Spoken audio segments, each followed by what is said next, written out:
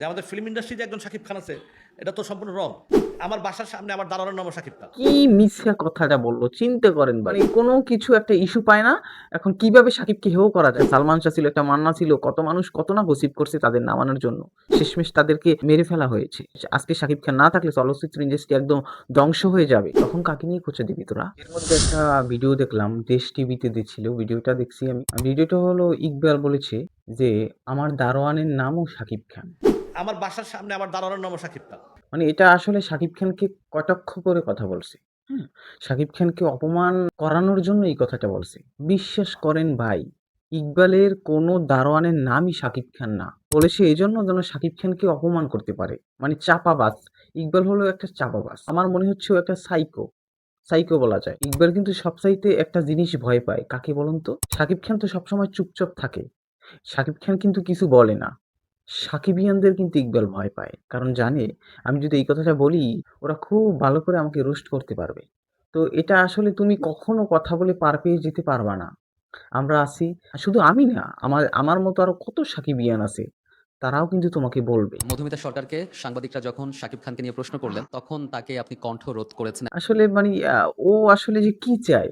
ইকবাল কি চায়? এখন শাকিবকে নিয়ে কথা বলবে না সলিমুল্লাহকে নিয়ে কথা বলবে বা করিমুল্লাহ কথা, এটা তো আমি জানি না। যে তুই কি চাও? তুই সাকিবের পিছে এরকম কেন লেগে আছিস? কই কখনো তো সাকিব কখনো তোকে ক্ষতি করেনি কোনো। কই সাকিব তো কখনো তোকে নিয়ে নেগেটিভ কথা বলে না। এই কোনো কিছু একটা ইস্যু পায় না।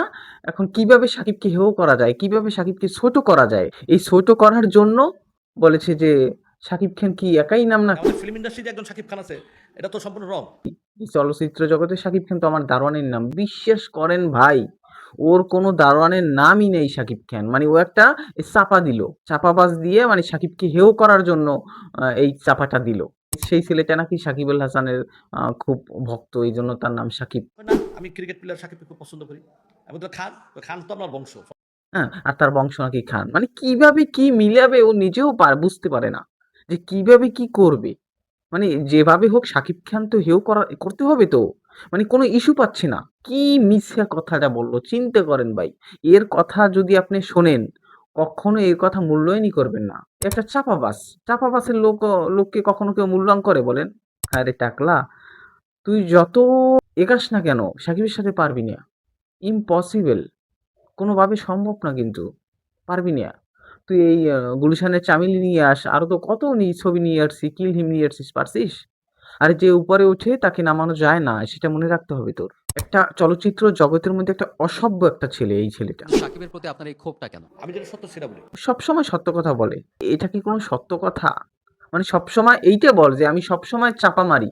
সেই চাপা তোমরা শোনো, আসো, দেখো। আমি সবসময় চাপা মারি, আমি চাপাবাজ। এটা বল। তুই সবসময় সত্য কথা বলিস না। ইন্ডাস্ট্রি জগৎটা এইসব মানুষ ঢুকিয়ে চলচ্চিত্র জগৎটা একদম ধ্বংস করে ফেলেছে। কি একটা অবস্থা! আজকে না হয় সাকিবের পিছে লাগছিস। একটা সালমান শাহ ছিল, একটা মান্না ছিল, কত মানুষ কত না গসিপ করছে তাদের নামানোর জন্য। শেষমেশ তাদেরকে মেরে ফেলা হয়েছে। আজকে শাকিব খান না থাকলে চলচ্চিত্র ইন্ডাস্ট্রি একদম ধ্বংস হয়ে যাবে। তখন কাকে নিয়ে খোঁচা দিবি তোরা? তোরা চাপা দিতে থাক, সমস্যা নাই। সাকিবের কিচ্ছু বলার দরকার নাই, আমরা আছি। কি হয়েছো তুই এটা আমরা দেখে ছাড়বো। তুইও বলবি, আমরাও বলবো। দেখি। তো সাকিবিয়ান বাইরে যারা আছেন একদম ছেড়ে দিবেন না। ওর পিছে লেগেই থাকবেন। ও যতক্ষণ আছে আমরা ততক্ষণ থাকবো। ও যা বলবে তার প্রতি উত্তর করব। তো এই চাপাবাজের কথা কখনো বিশ্বাস করবেন না। আপনি যদি সাকিবিয়ান হয়ে থাকেন তাহলে অবশ্যই আমার চ্যানেলটি সাবস্ক্রাইব করে আমার চ্যানেলের পাশে থাকবেন। আবার নতুন কোনো ভিডিও নিয়ে আসছি আপনাদের মাঝে। সবাই ভালো থাকবেন, সুস্থ থাকবেন। আল্লাহ হাফেজ।